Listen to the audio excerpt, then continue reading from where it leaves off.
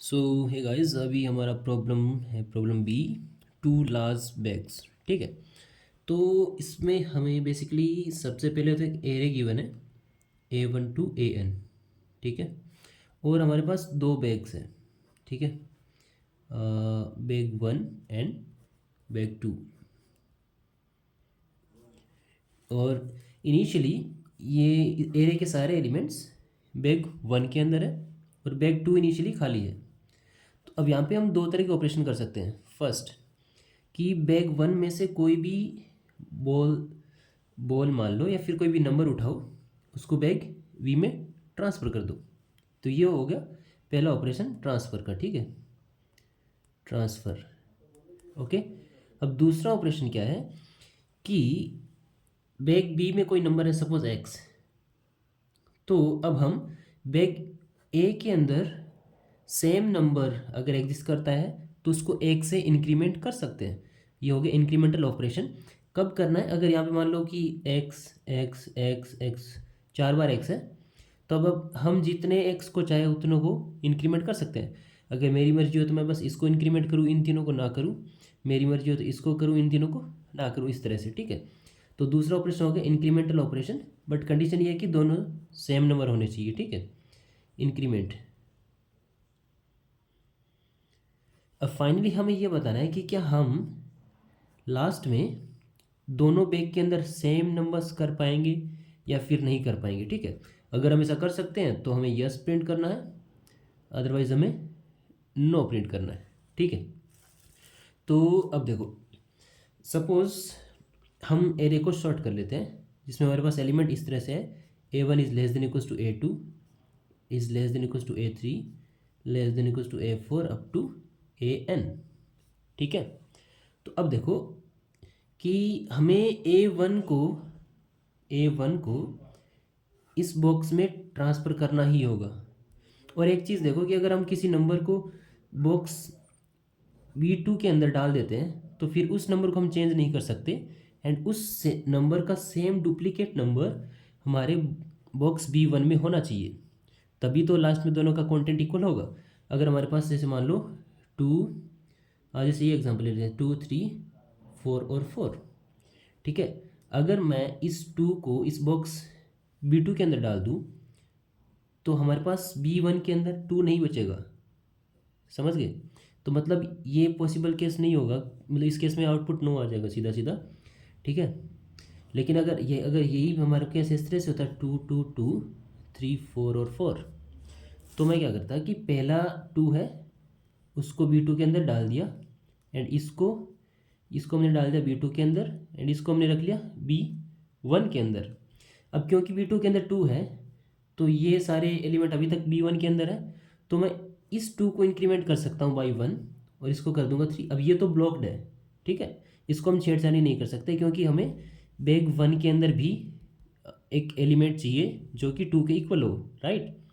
क्योंकि bag B2 के अंदर हम कोई इंक्रीमेंट नहीं कर सकते, इसके अंदर हम बस नंबर को डाल सकते हैं। अगर इंक्रीमेंट करना है तो इसके अंदर करना होगा। तो अगर इसके अंदर कोई एलिमेंट सपोज 2 आया है तो यहाँ पे हमें एक तो 2 रखना ही होगा। ठीक है। बाकी जो 2 है उसके साथ हम कुछ भी करें उससे हमें फ़र्क नहीं पड़ता। तो हम इस 2 को इंक्रीमेंट करके 3 कर देंगे। ठीक है। अब फिर से हम क्या करेंगे, इस 3 को B2 के अंदर डाल देंगे और ये 3 हमारा ब्लॉक हो गया जो कि B1 के अंदर होगा।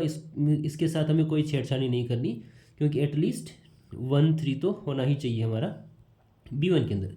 फिर हम इस 4 को B2 के अंदर डाल देंगे और ये 4 हमारा ब्लॉक हो जाएगा। ठीक है, B1 के अंदर। इसके साथ हमें छेड़छाड़ी नहीं करनी है। मतलब ये चीज़ समझ में आ रही है कि हम क्या कर रहे हैं कि अगर हमने एरे को शॉर्ट किया इस तरह से, ठीक है, तो हर एलिमेंट का एक पार्ट इसमें जाना ही चाहिए B2 के अंदर और एक पार्ट B1 के अंदर रहना चाहिए। मैंने एरे को शॉर्ट किया है क्योंकि देखो स्टार्टिंग में सबसे शॉर्टेस्ट एलिमेंट, अब सबसे छोटा एलिमेंट है। ठीक है।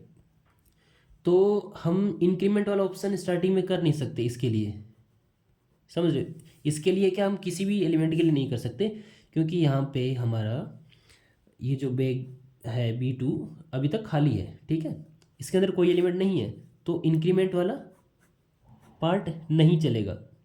अगर मैं A1 या फिर उसके जितने भी डुप्लीकेट्स हैं, सपोज A1 इतने हैं, उसके बाद इससे ग्रेटर एलिमेंट्स हैं सारे, ठीक है, और उनका A2 इस तरह से अप टू AN है, ठीक है।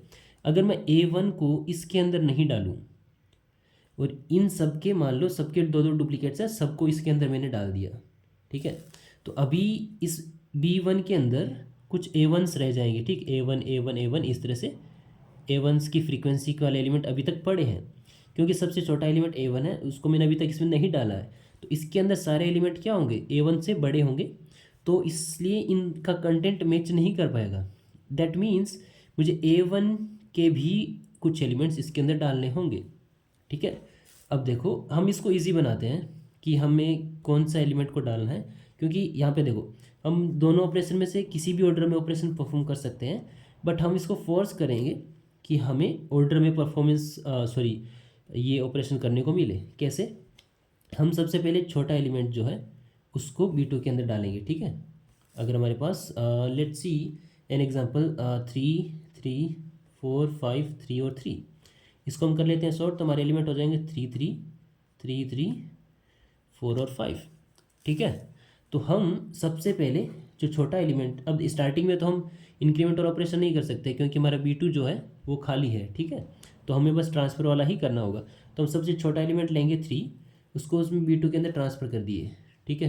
तो हम तो इसको बड़ा बना लेते हैं वेग को, इसके अंदर आ गया एलिमेंट हमारा 3, ठीक है, और ये यहाँ से चला गया, ये फिर पूरा वेग B1 है, ठीक है। उसके बाद हमें एक जो 3 है हमारा उसको ब्लॉक कर देना है, क्योंकि उसको हमें B1 के अंदर रखना है, ठीक है, तभी हमारे कंटेंट मैच हो पाएगा, ठीक है। इसको एक छोड़ दिया। अब बाकी जितने भी 3 है ना, ठीक है, उनको इंक्रीमेंट कर देते हैं। अब उनको इंक्रीमेंट क्यों करते हैं? वो इसलिए ताकि हमारा जो नेक्स्ट बने नंबर्स वो 4, ये 4 हो जाएंगे, ठीक है, 4 4 4 और 5। अब ये जो एरे है इसमें से इसका कोई भी नंबर यहाँ पे B2 के अंदर नहीं है, तो इसके अंदर फर्दर इंक्रीमेंट नहीं हो सकता, तो हमने इसको फोर्स कर दिया कि इसमें से हमें कुछ ट्रांसफ़र ही करना पड़ेगा। अदरवाइज़ हमारे पास क्या था कि हम इसको ट्रांसफ़र करें या इंक्रीमेंट करें, इसको ट्रांसफ़र करें या इंक्रीमेंट करें, ठीक है। इसलिए हमने क्या किया कि जितने भी बचे हुए 3 थे सबको इंक्रीमेंट कर दिया बाई 1, ठीक है, क्योंकि हमारे पास एक 3 आ चुका ऑलरेडी। उसके बाद इंक्रीमेंट करके जो हमारा नया एरे बनेगा वो ये बनेगा। अब इसमें से कोई भी एलिमेंट इसके अंदर नहीं है, तो इसके अंदर हम इंक्रीमेंट वाला ऑपरेशन नहीं कर सकते, हमें बस ट्रांसफ़र वाला करना होगा। तो हमने क्या किया, सबसे पहले सबसे छोटा एलिमेंट 3 इसमें अंदर डाला, एक फ्रीक्वेंसी को छोड़ा, मतलब 2 फ्रीक्वेंसी हमने रखी। उसके बाद बचे हुए जो जितने भी 3 थे सबको इंक्रीमेंट कर दिया, ठीक है। अब फिर से हमारा जो अपडेटेड एरिया होगा ये वाला 4 4 4 और 5। अब उसके बाद हम क्या करेंगे, फिर से 4 को इसके अंदर डाल देंगे, ठीक है, 4 को इसके अंदर डाल दिया, एक 4 को डाल दिया, ये चला गया, एंड इस 4 को हमने रख लिया ब्लॉक करके B1 के अंदर, इसके साथ कोई छेड़छाड़ी नहीं करनी है। अब बचे हुए जितने भी 4 हैं उनको 1 से इंक्रीमेंट कर दो, ठीक है। तो इस 4 को हमने इंक्रीमेंट करके बना दिया 5, और ये 5 हमारा ऑलरेडी यहाँ पे था, ठीक है। तो अब हमारा बचा हुआ एरे ये है। अब क्योंकि इसके अंदर 3 और 4 है ओनली, तो इसके अंदर हम कोई भी इंक्रीमेंट फर्दर नहीं कर सकते, तो बचा हुआ जो एरे है उसके अंदर हमें ट्रांसफ़र वाला ऑपरेशन करना होगा। तो अब एक 5 को हमें इस B2 के अंदर डालना होगा, ठीक है, ये चला गया B2 के अंदर 5, और ये 5 हमें B1 के अंदर रखना है। बाकी बचे हुए जितने भी 5 हैं उनको इंक्रीमेंट कर दो बाई 1, बट हमारे पास कोई भी 5 नहीं बचा हुआ है, तो हमें कोई ऑपरेशन करने की ज़रूरत नहीं है, ठीक है। तो इस केस में हमारा आउटपुट आ जाएगा यस। बट हमें अगर अगर यहाँ पे 1 और 5 होता, ठीक है, सपोज़ करो 1 और 5 होता, तो उस 5 को हम इंक्रीमेंट करके कर देते 6। लेकिन अभी हमारे पास बस एक ही 6 बचा है, इसको हम या तो इसके अंदर डालें या फिर B1 के अंदर डालें, कुछ भी करें, हमारा वो फिर B1 और B2 का फाइनल कंटेंट मैच नहीं होगा।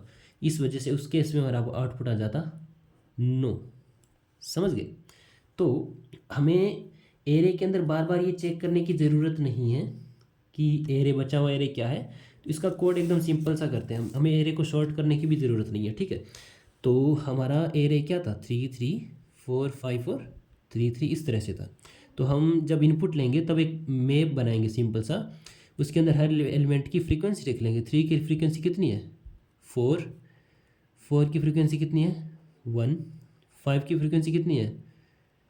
5 की फ्रीक्वेंसी है हमारी, सपोज व्हाट्स दैट, सपोज क्या है यहाँ पे लिखा तो है, 5 की फ्रीक्वेंसी भी कितनी है? 1, ठीक है। इसको थोड़ा सा मैं परफेक्ट बनाने की कोशिश करता हूँ। 6 ऑलरेडी, सपोज छोड़ो, ठीक है। तो अभी हमारा ये वाला मैप इस तरह से है, ठीक है। तो हम क्या करेंगे, अब जब वो मैप को ट्रेवर्स करते हैं ना, उसके अंदर एलिमेंट डालते हैं, तो जो इसकी कीज़ होती है ना उसको सॉर्ट कर देता है। अगर हमारा एरे इस तरह से 4 5 3 3 3 3 इस तरह से भी होता है ना, और अब उसको मैप में डालते तो उसको इस ऑर्डर में सेट कर देता है। हमेशा कीज़ की सॉर्टिंग ऑर्डर में उसको ट्रेवर्स करता है मैप खुद को, ठीक है। तो हमें वो पंगा नहीं करना होगा सॉर्टिंग वाला, ठीक है। तो हम यहाँ से सीधा 3 है, तो हम वो क्या चेक करेगा कि इसकी फ्रीक्वेंसी ग्रेटर देन 2 होनी चाहिए, ठीक है। पहली बात ग्रेटर देन 2 होनी चाहिए, क्यों? क्योंकि एक एलिमेंट को तो हम बैक B2 में डालेंगे, एक को B1 में रखेंगे, इसलिए फ्रीक्वेंसी ग्रेटर देन 2 होनी चाहिए जिसको हम ट्रेवर्स कर रहे हैं। तो 3 को ट्रेवर्स कर रहे हैं, उसकी फ्रीक्वेंसी कितनी है? 4 है। तो हमने क्या किया, दो फ्रीक्वेंसीज जो थी इसकी 4 में से दो, वो तो एक तो B1 के अंदर चला गया, एक B2 के अंदर। अब बाकी जो बचे हुए दो थे उनको हमने नेक्स्ट एलिमेंट में कन्वर्ट कर दिया। तो हमने क्या करेंगे, मैप ऑफ 3 हमें पता है 4 है, ठीक है। तो हम क्या करेंगे, अगर इसकी फ्रीक्वेंसी ग्रेटर देन 2 है, मैप ऑफ 3 अगर ग्रेटर देन 2 है, तब हम क्या करेंगे, मैप ऑफ 3+1 उसकी फ्रीक्वेंसी कितने से इंक्रीज़ कर देंगे, उसकी फ्रीक्वेंसी इंक्रीज़ कर देंगे जितनी 3 की फ्रीक्वेंसी है उसमें से 2 माइनस करके, क्योंकि ये हमारे रिक्वायर्ड है। एक तो हमने B2 के अंदर डाल दिया और एक B1 के अंदर, बाकी जो बचे हुए थे उनको एक से इंक्रीमेंट कर दिया। यहाँ पे ये चीज़ समझ में आ रही है कि हम अगर फ्रीक्वेंसी ग्रेटर देन 2 मिलती है तो हमने दो एलिमेंट तो हमें रख लिए, बाकी ये बाकी बचे हुए ये आ गए, ठीक है। MP ऑफ 3 - 2 कितना होगा, ये कितना है 4 - 2 = 2। तो हमने नेक्स्ट एलिमेंट 3+1 की फ्रीक्वेंसी 2 से इंक्रीमेंट कर दी, तो 4 की फ्रीक्वेंसी कितनी हो जाएगी, इसे +2 हो जाएगा, मतलब इसकी फ्रीक्वेंसी होगी 3, ठीक है। अब फिर से हम इसको ट्रेवर्स करेंगे, तो यहाँ पे अब map of 4 which is greater than 2, तो अगर ग्रेटर देन 2 मिल गया हमें, तब हम क्या करेंगे, मैप ऑफ 4+1 मतलब नेक्स्ट एलिमेंट इसका ना, इसका नेक्स्ट एलिमेंट उसकी फ्रीक्वेंसी में इंक्रीमेंट कर देंगे कितने से, मैप ऑफ 4 - 2, ठीक है। उसमें से 2 घटाओ, बाकी जितने भी बचे हुए उनको नेक्स्ट एलिमेंट में कन्वर्ट कर दो। तो यहाँ पे इसमें देखो, सो मैप ऑफ 3 - 2 1, तो यहाँ से इसकी इंक्रीमेंट हो जाएगी 1 से। अब 5 की फ्रीक्वेंसी कितनी होगी 2, अब जब हम 5 पे जाएंगे तो इसकी फ्रीक्वेंसी 2 होगी, तो मैप ऑफ 6 क्या होगा, ठीक है, वो 0 हो जाएगा, मतलब 6 में तो कन्वर्ट हो ही नहीं रहा है सारे एलिमेंट। यहाँ पे मैप ऑफ 5+1 = 2 करेंगे, यहाँ पे मैप ऑफ 5+1 = मैप ऑफ 5 - 2 करेंगे, ठीक है। तो ये 0 होगा, समझ गए। अगर हमें किसी एलिमेंट की फ्रीक्वेंसी 1 मिलती है तो उस केस में क्या होगा, फिर जैसे कि हमने देखा था यहाँ पे लास्ट में अगर 5 ऐड करके देखा था और यहाँ पे 6 मिला था, इसकी फ्रीक्वेंसी अगर 1 मिलती है तो वहीं पे हम लूप को ब्रेक कर देंगे और आउटपुट ना हो जाएगा। यहाँ पे मैं आपको कोड दिखा देता हूँ। सबसे पहले हमने एक इंटीजर n बनाया, उसको इनपुट ले लिया, फिर एक मैप क्रिएट किया इंटीजर की वैल्यू, उसके बाद एलिमेंट्स को इनपुट लिया। फैक्टर बनाने की ज़रूरत नहीं है क्योंकि हमें बस एलिमेंट को मैप में ही इंसर्ट करना है। तो एक वेरिएबल बनाओ टेम्प, उसको इनपुट लेते जाओ n टाइम्स और उसकी फ्रीक्वेंसीज को मैप मेड कर दो। फिर हमने एक फ्लैग वेरिएबल बना लिया ये चेक करने के लिए यस और नो, ठीक है। उसके बाद मैप को ट्रेवर्स कर रहे हैं ऑटो, इट और MP, ठीक है। अगर फ्रीक्वेंसी करंट एलिमेंट की फ्रीक्वेंसी ग्रेटर देन 2 है, तब हम क्या कर रहे हैं कि वो एलिमेंट +1, ठीक है, उसमें प्लस करंट एलिमेंट +1 ऐड कर दिया, मतलब नेक्स्ट एलिमेंट की फ्रीक्वेंसी हम कितने से इंक्रीमेंट करें, उसकी करंट एलिमेंट की फ्रीक्वेंसी इस तरह से लेते हैं और -2 करके, ठीक है, उसमें इंक्रीमेंट कर दिया। और अगर हमें करंट एलिमेंट की फ्रीक्वेंसी 1 मिलती है तब हमने फ्लैग में 1 रख के ब्रेक कर दिया, ठीक है। और यहाँ पे आके लास्ट में चेक कर लिया कि फ्लैग इज़ 1, तब आउटपुट होगा नो, क्योंकि हमें एलिमेंट की फ्रीक्वेंसी 1 मिली थी। 1 मिली है तो मतलब या तो उसको B2 में रखो या B1 में रखो, कहीं पे दोनों में नहीं रख सकते, ठीक है, अदरवाइज आउटपुट होगा यस। बाकी कोड में डिस्क्रिप्शन में भी प्रोवाइड करवा दूंगा। आई थिंक आपको ये समझ में आएगा, काफ़ी अच्छा प्रॉब्लम था ये। बाकी सब्सक्राइब कर लो यार, हर वीडियो में बोलता हूँ मैं, और प्लीज़ सपोर्ट। बाय।